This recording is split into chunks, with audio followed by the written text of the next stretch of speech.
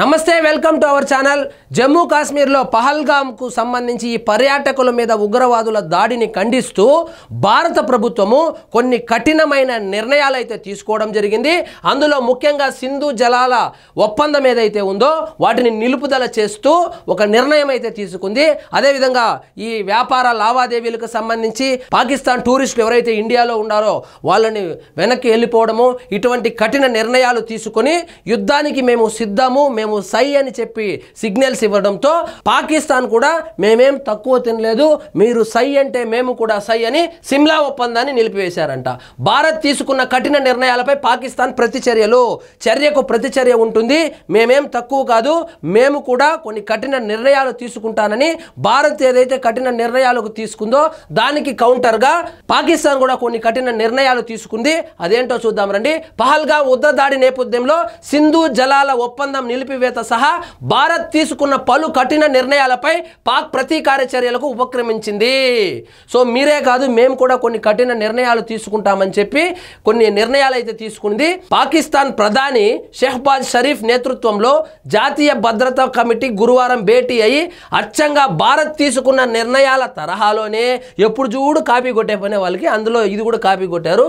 కొన్ని నిర్ణయాలు తీసుకుంది. పాక్ త్రివిధ దళాధిపతులు మంత్రులు సైతం హాజరైన ఈ భేటీ ముగిసిన అనంతరం అందులో తీసుకున్న నిర్ణయాలతో ఆ దేశ ప్రధాని కార్యాలయం ఒక ప్రకటన విడుదల చేసింది.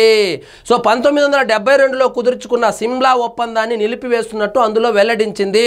భారత్ అటారీ సరిహద్దును మూసివేయగా పాక్ వాగా సరిహద్దును మూసేస్తున్నట్లు వెల్లడించింది. సార్క్ వీసాల మినహాయింపు పథకం కింద జారీ అయిన అన్ని వీసాలను రద్దు చేసింది. So as it is copy paste అనమాట. ఇండియా ఏవేవైతే చేసిందో దానికి కౌంటర్గా వాళ్ళు కూడా ఏవో కొన్ని నిర్ణయాలు అయితే తీసుకున్నట్లు తెలుస్తోంది. వాగా సరిహద్దును తక్షణమే మూసివేస్తున్నామని, అన్ని అనుమతులతో ఆ దారి గుండా ఇప్పటికే పాకిస్తాన్లోకి ప్రవేశించిన భారతీయులందరూ ఏప్రిల్ 30లోగా వెళ్ళిపోవాలని ఆదేశించింది. ఎవరెవరైతే భారతీయులు పర్యాటకులు కావచ్చు, లేదా వ్యాపార నిమిత్తము, లేదా అక్కడ ఆ బార్డర్లలో బంధుత్వాలు కూడా ఉంటాయి, ఎవరెవరైతే మా దేశంలో ఉన్నారో వాళ్ళు మొత్తం ఏప్రిల్ 30లోగా ఎన్నికకి వెళ్ళిపోవాలని ఆదేశించింది. సిక్కు మత యాత్రికులకు తప్ప సార్క్ వీసా మినహాయింపు పథకం కింద భారతీయులకు జారీ చేసిన అన్ని వీసాలు తక్షణమే రద్దవుతున్నట్లు ప్రకటించింది. ఆ వీసాపై ఏదైతే సార్క్ వీసా ఏదైతే ఉందో దానిపైన పాకిస్తాన్లో పర్యటిస్తున్నటువంటి వాళ్ళు 48 గంటల్లోగా దేశాన్ని వదిలి వెళ్ళిపోవాలని చెప్పి చెప్తున్నారంట. తమ దేశంలోని భారత రాయబార కార్యాలయంలో ఉన్న భారత సైనిక నౌకాదళ వైమానిక దళ సలహాదారులను అవాంఛనీయ వ్యక్తులుగా పేర్కొంటూ ఆ పోస్టులు రద్దయినట్లు భావించాలని పేర్కొంది. సో ఇక్కడ చూడండి, ఏప్రిల్ 30 నుంచి ఇస్లామాబాద్ లోని భారత్ రాయబార కార్యాలయంలో సిబ్బంది సంఖ్యను 30కి కుదిస్తున్నట్లు ప్రకటించింది. ఇవన్నీ ఇండియా కూడా చేసింది. దానికి కౌంటర్గా పాకిస్తాన్ వాళ్ళు కూడా చేస్తా ఉన్నారు. భారతదేశానికి చెందిన భారతీయులు నడిపే విమానయాన సంస్థల విమానాలకు పాక్ గగనతలాన్ని తక్షణం మూసివేస్తున్నట్లు తెలిపింది.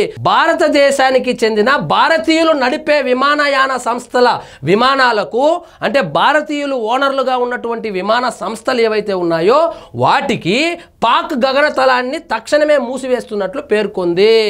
భారత్లో అన్ని రకాల వాణిజ్య సంబంధాలు నిలిపివేస్తున్నట్లు ప్రకటించింది. సో ఎటువంటి వ్యాపార సంబంధాలు కూడా లేదన్నట్లు ప్రకటించేసిందంట. ఇప్పుడు కేవలము ఈ మొత్తం వ్యవహారంలో భారత్కు వచ్చినటువంటి నష్టం ఒకటే, అదేంటంటే చుట్టూ తిరిగి వెళ్లాల్సిందే. పాక్ నిర్ణయంతో అంతర్జాతీయ విమాన ప్రయాణాలపై ప్రభావం అయితే ఉంటుంది. తమ గగనతలంలోకి భారత్ విమానాలు ప్రవేశాన్ని నిషేధిస్తూ పాకిస్తాన్ తీసుకున్న నిర్ణయంతో మన విమానయాన సంస్థలకు చెందిన అంతర్జాతీయ విమాన ప్రయాణాలపై ప్రభావం పడుతుంది. అమెరికా, ఇంగ్లాండ్ తదితర దేశాలకు తాము నడుపుతున్న విమానాలపై ప్రభావం ఇప్పటికే పడుతోందని, వాటిని దారి మళ్లించాల్సి ఇప్పుడు వాళ్ళు పాకిస్తాన్ మీదుగా మా భూభాగం మీదుగా వెళ్ళకూడదని చెబుతా అన్నారు. కాబట్టి అది చుట్టుకొని పోవాలి. కాబట్టి కొంత ఛార్జీలు అయితే ఉన్నాయి, ఏదో టికెట్ ప్రైస్ అయితే ఉందో అది పెరిగే అవకాశాలు తప్ప ఇంకా ₹1 నష్టం కూడా లేదు, వాళ్ళకే బొక్క అని రాజకీయ విశ్లేషకులు అయితే చెప్తా ఉన్నారు.